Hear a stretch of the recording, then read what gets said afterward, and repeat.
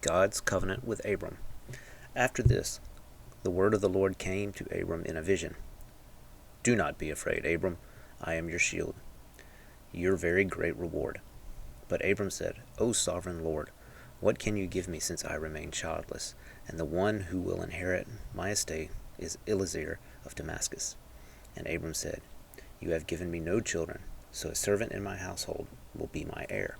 Then the word of the Lord came to him, This man will not be your heir, but a son coming from your own body will be your heir. He took him outside and said, Look up at the heavens and count the stars, if indeed you can count them. Then he said to him, So shall your offspring be. Abram believed the Lord, and he credited it to him as righteousness. He also said to him, I am the Lord, who brought you out of Ur of the Chaldeans to give you this land and take possession of it. But Abram said, O sovereign Lord, how can I know that I will gain possession of it? So the Lord said to him, Bring me a heifer, a goat, and a ram, each 3 years old, along with a dove and a young pigeon.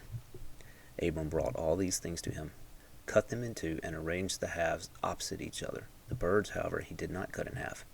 Then birds of prey came down on the carcasses, but Abram drove them away. As the sun was setting, Abram fell into a deep sleep, and a thick and dreadful darkness came over him. Then the Lord said to him, Know for certain that your descendants will be strangers in a country not their own, and they will be enslaved and mistreated 400 years. But I will punish the nation they serve as slaves, and afterward they will come out with great possessions. You, however, will go to your fathers in peace and be buried at a good old age. In the 4th generation your descendants will come back here, for the sin of the Amorites has not yet reached its full measure. When the sun had set and darkness had fallen, a smoking firepot with a blazing torch appeared and passed between the pieces.